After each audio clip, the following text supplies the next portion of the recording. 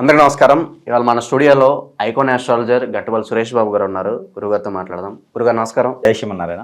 2025 ఫిబ్రవరి మాసం మిథున రాశి వారి పరిస్థితి ఎలా ఉండబోతుంది గురుగారు? ఎలాంటి రిజల్ట్స్ ఉంటాయి? గ్రహస్థితి ఎలా ఉంది? ఎలాంటి రెమెడీస్ చేసుకోవాలంటారు?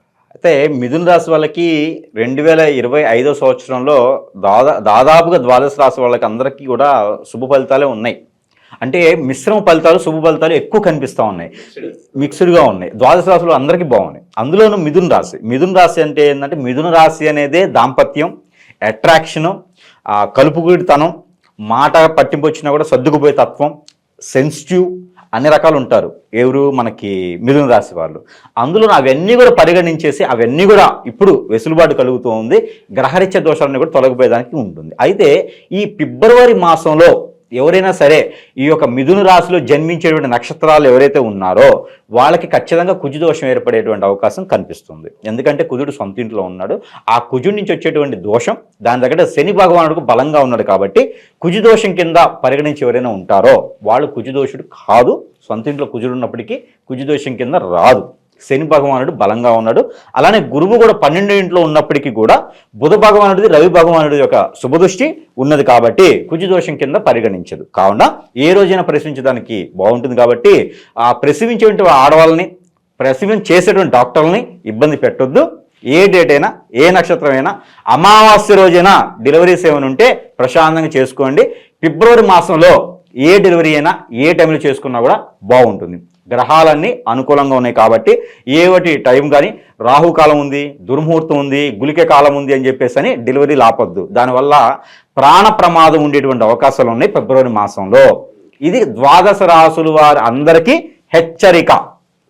ఇది వార్నింగ్ అనుకోవచ్చు. హెచ్చరిక అంటే గురుగారు, ఈ రాశి వారికి ఏదన్నా యోగాలు ఏమన్నా ప్రత్యేకంగా లభిస్తున్నాయి ఈ మాసం? ఖచ్చితంగా ఈ యొక్క మిథున రాశి వాళ్ళకి యోగాలు అనేది ఉన్నది. రాజ్యలక్ష్మి యోగం అని చెప్పేసి ఒకటి ఉన్నది. ఈ రాజ్యలక్ష్మి యోగం అంటే మనకి రాజ్యలక్ష్మి అంటే ఎవరు అని ఫోన్ చేస్తారేమో, మళ్ళీ ఫోన్ కానీ మనకి కామెంట్స్లో పెట్టచ్చు. రాజ్యలక్ష్మి ఎవరండి, అది యోగం అన్నారు కదా అని చెప్పి. రాజ్యలక్ష్మి యోగం అంటే రాజ్యాలని పాలించేటువంటి అదృష్టం, అలానే రాజ్యాలు పాలించేటువంటి ఆస్తులు ఏదన్నా ఎప్పుడూ ఎక్కడో ఏదో దాచిపెట్టినటువంటి ఆస్తులు వచ్చేటువంటి అదృష్టం. రాజ్యలక్ష్మి యోగం అంటే ఇంకొకటి ఉంది, దేంట్లో అయినా జయించేటువంటి తత్వం. ఏదైనా ఆస్తి తగదలు కావచ్చు, శత్రు భయం, శత్రుపీడ ఇలాంటివి ఏమైనా ఉన్నా కూడా దాంట్లో జయించేటువంటిది రాజ్యలక్ష్మి యోగం. మీరు చెప్పినట్టు ఈ యోగం వల్ల కొన్ని కోర్టు వ్యవహారాలు ఏమైనా ఉన్నా, భూ కబ్జాలకు గురైన వారు ఉన్నా వాళ్ళకు కొంచెం ఉపశమనం లభించే అవకాశం కనిపిస్తుందా? గ్యారంటీగా కోర్టులో ఏదన్నా ఫైనాన్స్ సంబంధించిన కేసులు ఏమైనా ఉంటే అవి అన్నీ కూడా తీరేదానికి ఎక్కువ ఆస్కారం ఉంది. ఫిబ్రవరి 16వ తారీఖు తర్వాత ఉంటుంది. 16 తర్వాత కోర్టులో కేసెస్ ఏమైనా ఉంటే అవన్నీ కూడా తీరిపోయేసి కొంత వీళ్ళ వరకు ఆ వెసులుబాటు కనిపించడైతే కనపడుతుంది. అయితే ఇంకోటి, కోర్టులో ఏదైతే ఆస్తి తగదాలు కానీ ఇలాంటి ఫైనాన్సులు కానీ బాగున్నాయి అవన్నీ తీరిపోతాయి. కానీ విడాకులకు సంబంధించినది మాత్రం కొంతమేర టైం పడుతుంది. ఎవడైతే వీళ్ళు విడాకులు తీసుకోవాలంటారో ఈ మాసంలో గనక ఒకళ్ళు తగ్గేసి మిథున రాశి వాళ్ళు ఎవరైనా విడాకులు తీసుకోవాలని కోర్టులో ఉంటే గనక వాళ్ళు భార్య అయినా భర్త అయినా కూడా ఆ కోర్టులో ఉన్నటువంటి విడాకుల కేసు ఏదైతే ఉందో అది విత్డ్రాల్ చేసుకోవడం వలన అదృష్టం కలిసి వస్తుంది. ఎవరైనా కేసుని విడాకులు తీసుకుని వేరే సంబంధానికో లేదా అలా ఉండిపోతేనో కలిసి వస్తుంది అనుకుంటారు. కానీ ఈ ఫిబ్రవరి మాసంలో విత్డ్రా చేసుకుంటే కూడా కలిసి వస్తుంది.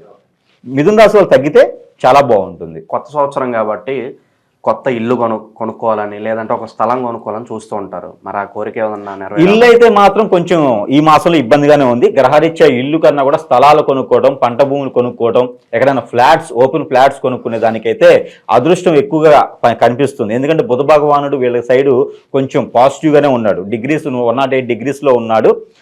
కావున వీళ్ళకి స్థలాలు, ఇళ్ళు కన్నా కూడా స్థలాలు ఏదైనా కొనుక్కునే దానికి అనుకూలంగా ఉంది. ఏదైనా పంట భూములు కాకుండా పంట ఏదైనా కొనుక్కున్నా కూడా బాగుంటుంది. వీళ్ళకి పంట కొనుక్కొని వాటిని బ్రోకరేజ్లో అమ్ముకునేటువంటిది ఉంటుంది కదా, మళ్ళీ మారుబేరం అంటారు. అలాంటివి చేసుకున్నా కూడా వీళ్ళకి మంచి కలిసి వస్తుంది. వ్యాపారం నిమిత్తం కూడా వీళ్ళకి పంట భూముల నుంచి వచ్చేటువంటి ఆదాయం బాగుంటుంది. నిరుద్యోగులు అలాగే విద్యార్థులు వీళ్ళ పరిస్థితి గురుగారు ఎలా ఉండబోతుంది మిథున రాశి వారు? నిరుద్యోగులు, ఉద్యోగులకి అయితే మాత్రం విదేశానికి ఎవరైనా ప్రయత్నం చేస్తే కనుక గల్ఫ్ కంట్రీస్కి ప్రయత్నం చేస్తే చాలా బాగుంటుంది. ఎందుకంటే శుక్ర భగవానుడు ఏదైతే ఉన్నారో ఆయన మారుతున్నారు. ఫిబ్రవరి మాసంలో మారేదానికి ఎక్కువ అవకాశాలు ఉన్నాయి. అందుకని ఈ శుక్ర భగవానుడి యొక్క శుభదృష్టి అనేది మిథున రాశి మీద ఎక్కువగా ఉంది. అందుకని గల్ఫ్ కంట్రీస్ కనుక ప్రయత్నం చేసినట్లయితే అదృష్టం వరిస్తుందని చెప్పొచ్చు. వీసా ఇంటర్వ్యూలో కానీ అన్నింటిలోనూ పాస్ అయ్యేసి ముందుకెళ్లేలాగా ఉంటుంది. వీళ్ళకి డబ్బు కూడా సమకూరుతుంది, గల్ఫ్ కంట్రీస్ డబ్బు కూడా సమకూరుతుంది. కాబట్టి ఫిబ్రవరి మాసంలో గల్ఫ్ కంట్రీస్కి ప్రయత్నం చేస్తే ఖచ్చితంగా రాణించడానికి ఉంటుంది. వైవాహిక జీవితం ఎలా ఉండబోతుంది గురుగారు? అయితే వైవాహిక జీవితం అనేది మనకి ఇప్పుడు ఎట్లా ఉందంటే, వైవాహిక జీవితం ఆల్రెడీ పెళ్లిళ్ళు అయ్యేసి గొడవలు అయ్యేసి భార్యాభర్తల మధ్య వెడబాటు ఉంటే కనుక ఫిబ్రవరి మాసంలో కలిసేందుకు అనుకూలంగా ఉంది. ఈ ఫిబ్రవరి మాసంలో 2025 సంవత్సరంలో ఈ ఫిబ్రవరి మాసం మొత్తం కూడా అనుకూలంగా ఉంది. దాంట్లో 16వ తారీఖు తర్వాత కనుక అట్లాంటి విభేదాలు ఇద్దరి మధ్యన ఉంటే కనుక అవన్నీ సానుకూల పడడానికి మాట్లాడుకుంటే కనుక ఖచ్చితంగా అవి సపరిఫలితం అవుతాయని చెప్పొచ్చు. కొత్తగా పెళ్లి కావాలి అనుకుంటే మాత్రం ఆగడం మంచిది. ఈ మాసం మొత్తం కూడా పెళ్లి కోసం ఆగడం చాలా మంచిది. ఇంకా వీళ్ళకి పూర్వీకుల శాపం, పూర్వీకుల దోషం అయితే కొంత కనిపిస్తూ ఉంది మిథున రాశి వాళ్ళకి. అవి కనుక పోయిన మాసంలో ఏదైతే సంక్రాంతిప్పుడు చేయనటువంటి వాళ్ళు ఎవరైనా ఉంటే కనుక ఈ మాసంలో అమావాస్య లోపు కూడా చేసుకోవచ్చు. ఎందుకంటే మహాకుంభమేళ నడుస్తూనే ఉంది. ఇంకాను మహాకుంభమేళ ఈ యొక్క ఫిబ్రవరి మాసం 26వ తారీఖు వరకు మాస శివరాత్రి వరకు ఉంటుంది. ఈ లోపు కాకపోయినా అమావాస్య రోజుకైనా సరే ఆ పెద్దలకు చేయాల్సినటువంటి చెడు కార్యక్రమాలు ఏవైతే ఉన్నాయో ఆ క్రియలన్నీ కూడా పూర్తి చేసుకున్నట్లయితే కనుక ఆ పెద్దల నుంచి వచ్చేటువంటి రుమ్మతులు ఏవైతే ఉన్నాయో అవన్నీ తొలగిపోయేసి అదృష్టం ఉండేలాగా ఉంటుంది. కాబట్టి ఆ మేర ప్రయత్నం చేసుకుంటే ఈ ఫిబ్రవరి మాసంలో కొత్తగా వ్యాపారాలు మొదలుపెట్టుకోవాలనుకున్నా, విద్యార్థులైనా అలానే విదేశాలకు వెళ్ళాలనుకున్నా, ఆరోగ్య సమస్యలున్నా, కోర్టు వ్యవహారాలున్నా, ఇంకేదైనా ముందడుగు వేయాలనుకుంటే కనుక వాళ్ళ దశ అంతర్దశలు అనుకూలంగా ఉంటే కనుక మనం చెప్పేటువంటి ప్రెడిక్షన్స్ మిథున రాశి వాళ్ళందరికీ వర్తిస్తాయని కాదు. కొన్ని లక్షల మంది ఉంటారు మిథున రాశి వారు. వాళ్ళ దశలు అంతర్దశలు కూడా చూసుకోవాలి. వాళ్ళు పుట్టినటువంటి గడియలు సమయాలు కూడా చూసుకోవాలి. వాళ్ళ పేరు బలాన్ని బట్టి చాలా మంది అడుగుతుంటారు, పేరు బలం బట్టి నా నక్షత్రం ఏంటి, నా రాశి ఏంటని. మన పేర్లు ఏంటంటే మనకి పూర్వీకులు మన పెద్దవాళ్ళ పేరులో లేకపోతే ఏదైనా దేవుని పేరులో లేకపోతే ఎవరికి మొక్కుబడి ఉంటే ఆ పేర్లు పెట్టుకోవడం జరుగుతూ ఉంది. వాటి వల్ల నక్షత్రాలు రావు, వాటి వల్ల రాసులు రావు. అలా అని ఎవరైనా గురూజీ చెప్పేసి మీకు ఏదో యజ్ఞ యాగాలు హోమాలు చేయాలని చెప్పి డబ్బులు తీసుకుంటే అది బోగస్. అలాంటి నమ్మొద్దు. ఏదైనా దేవుడికి నమ్ముకోండి. లేదా నిజంగానే మీకు ఏదైనా సమస్య ఉంది అంటే ఆ సమస్య తగ్గట్టుగా పరిహారం చేసుకోండి. కానీ అప్పులు తీసుకొచ్చి యోగాలు యజ్ఞాలు యాగాలు హోమాలు అని చెప్పేసి అని ఈ తపాలు జపాలని చెప్పేసి అని డబ్బులు ఇది తీసుకునే దానికి తప్పితే అలాంటి ఇంకొకటి ఈ మధ్యన చాలా మంది నేను చూస్తా ఉన్నా, ద్వాదశ రాసుల వాళ్ళకి హెచ్చరిక, విగ్రహ ప్రతిష్ట అని చేస్తా ఉన్నారు. ఇవి చాలా బోగస్. విగ్రహ ప్రతిష్టలు చేస్తున్నారు గురుగారు. ఈ విగ్రహ ప్రతిష్టలు చేసుకోవడం ద్వారా ప్రతి ఒక్కరికి అనార్థం తప్పితే వ్యర్థం, ఆ డబ్బులు వ్యర్థం తప్పితే, బూడిదలో పోసిన పన్నీరు తప్పితే అలాంటివి చేయకండి. అలాంటి చేయడం ద్వారా వాళ్ళ నష్టపోతారు, అప్పు తీసుకొచ్చిన నష్టపోతారు. విగ్రహం ఒకసారి ప్రతిష్ఠించామంటే వాటికి ఆలనా పాలనా చూడాలి. మన పెద్దవాళ్ళు అలా చేశారు కాబట్టి మన కర్మలు ఇలా తగలటాయి.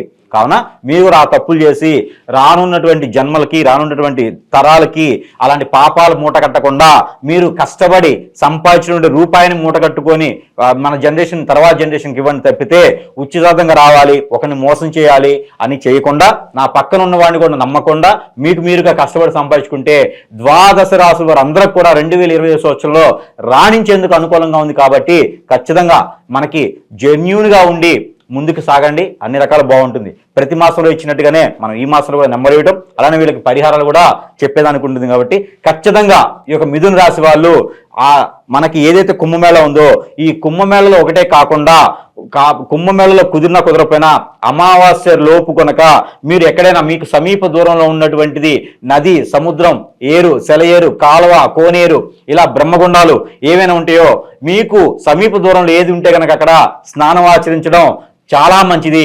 ఆ స్నానం ఆచరించేటప్పుడు ఇది పరిహారం చెప్తా ఉన్నా. స్నానం ఆచరించేటప్పుడు 1.5 కిలో బెల్లము, 1 కిలో గోధుమలు, 1 కిలో సజ్జలు ఏవైతే ఉన్నాయో ఇవన్నీ తీసుకెళ్లేసి ఇవన్నీ నెత్తి మీద పెట్టుకొని తీసుకుని వెళ్ళాలి. సారిలాగా నెత్తి మీద పెట్టుకుని తీసుకెళ్లేసి ఆ ఒక నదికి కావచ్చు, ఆ కాలువకి కావచ్చు, మీరు స్నానం ఆచరించే నీటిలో కనుక ఇవి వదిలినట్లయితే కనుక కవర్ వదలకూడదు. అలానే ఇలా కవర్ తీసి దాంట్లో పోసేయాలన్నమాట. ఎవరి పేర్లు అయితే మీ పూర్వీకులు ఉన్నాయో అవన్నీ చదివేసి గ్రహరీత్యా దోషాలు ఏవైతే ఉన్నాయో, మీ ఇంట్లో రుమ్మతులు ఏవైతే ఉన్నాయో, వాస్తు ప్రకారంగా జాబు రావాలనుకున్నా, పెళ్లి కావాలనుకున్నా కూడా ఇవన్నీ కూడా చదువుకొని మిథున రాశి వాళ్ళు ఖచ్చితంగా చేయాలి. ఇవన్నీ కూడా చదువుకొని ఆ నీటిలో వదిలినట్టయితే కనుక రానున్నటువంటి మీరు చేసిన రోజు నుంచి రానున్నటువంటి 90 రోజుల్లో ఖచ్చితంగా మీరు కోరినటువంటి కోరిక తీరుతుంది. అది 100% అవుతుంది. కాబట్టి ఈ మేర రెమెడీ మీరు చేస్తే సరిపోతుంది. ఎవరికైనా కోరిక తీరలేదు అంటే అది మీరు ఖచ్చితంగా చేయలేదని అర్థం. ఇంకా అంతమించి గురూజీది అయితే ఏం లేదు. అయితే దాంతో పాటుగా మీరు ఏదైనా హనుమాన్ మందిరంలో కనుక హనుమాన్ మందిరంలో ఏదైనా ఆకు పూజ ఒక వారం చేయించుకున్నట్లయితే మీకు మంచి జరుగుతూ ఉంది. ఇంకా ఎవరైనా క్రీస్తువులు కానీ ముస్లిమ్స్ కానీ ఈ రాశి వాళ్ళు ఎవరైనా ఉన్నట్లయితే కనుక వాళ్ళు గ్రీన్ కలర్ వస్త్రాలు ఏవైతే ఉన్నాయో వాళ్ళు ఎవరికైనా దానం చేస్తే మరీ మంచిది. అలానే వైట్ క్యాండిల్స్ ఏవైతే ఉన్నాయో వాటిని వెలిగించడం ద్వారా ఇంట్లో ప్రతిరోజు సాయం సంధి వేళ ఒక 2 క్యాండిల్స్ వైట్ కలర్ వెలిగించడం ద్వారా వాళ్ళకున్నటువంటి రుమ్మతులు ఏవైతే ఉన్నాయో అవన్నీ కూడా తొలగిపోయేదానికి ఒక మిథున రాశి వాళ్ళ అదృష్టం బాగుంటుంది. కాబట్టి ఈ మేర ప్రయత్నం చేయండి. ఇంకా ప్రతి వాళ్ళు కూడా కుల మతానికి సంబంధం లేకుండా ప్రతి ఒక్కరు కూడా చిన్నలు పెద్దలు అందరూ కూడా చదువుకోదగినటువంటి గ్రహరీత్యా దోషాలంటే తొలగిపోయేదానికి నెంబర్ ఉంటుంది. కాబట్టి ఆ నెంబర్ కూడా మిథున రాశి వాళ్ళకి ఇస్తాను. మిథున రాశి వాళ్ళకి గొప్ప అదృష్టం, ఇన్ని రకాల రెమెడీస్ ఇస్తున్నాను. అయితే మిథున రాశి వాళ్ళకి ఇవ్వాల్సిన నెంబర్ ఏంటంటే 52319227 52319227. ఇది ఫ్యాన్సీ నెంబర్ అయితే కాదు, ఇది మీరు ప్రతిరోజు కూడా పఠించుకోవాల్సినటువంటి నెంబరు. ప్రతిరోజు పఠించడం వల్ల మతాలకు సంబంధం లేని నెంబర్ ఇది, ఎవరైనా పఠించవచ్చు. ఖచ్చితంగా అదృష్టం మీ ఇంటిల్లి పాది ఉంటుంది. కాబట్టి అన్ని చెడు దోషాలు కూడా పోతాయి ఇంట్లో చదువుకుంటే. ఒక గ్లాస్ వాటర్ చేతిలో పెట్టుకొని ఈ నెంబర్ని మీరు ఎన్నిసార్లు చదవాలి? 155 సార్లు కనుక ఈ నెంబర్ని చదివితే ఆ చంద్రుడి నుంచి వచ్చే దోషం కానీ బుధుడి నుంచి వచ్చే దోషం కానీ ప్రతి దోషం కూడా మీకు తొలగిపోయేదానికి అదృష్టం ఉంటుంది. మీ అమ్మగారు ఆరోగ్యం కానీ పెద్దవాళ్ళ ఆరోగ్యాలు కూడా చాలా బాగుంటాయి. ఒక గ్లాస్ వాటర్ కానీ ఒక జ్యూస్ కానీ ఒక ఫ్రూట్ కానీ చేతిలో పెట్టుకొని ఈ నెంబర్ని పఠించేసి 155 సార్లు ఈ నెంబర్ని పఠించి ఇంటిలో పాటు చల్లుకోవాలి. ఇంటిలో పాటు చల్లుకుంటే మీరు కూడా తాగొచ్చు. చదువుకోవడం ద్వారా జ్యూసెస్ ఇంట్లో చల్లితే చీమలు వస్తాయి, నీళ్లు మాత్రమే చల్లండి. మళ్ళీ గురువు గారు చెప్పారు కానీ జ్యూస్ చల్లకండి, నీళ్లు ఇంట్లో చల్లుకోవాలి, జ్యూస్ మీరు తాగాలి. తాగడం ద్వారా మీ లోపల ఉన్నటువంటి రుమ్మతులన్నీ కూడా తొలగిపోయేదానికి అదృష్టం ఉంటుంది. కాబట్టి ఈ మేర రెమెడీస్ అని ప్రయత్నం చేయండి, అదృష్టవంతులు అవ్వండి. జై శ్రీమన్నారాయణ.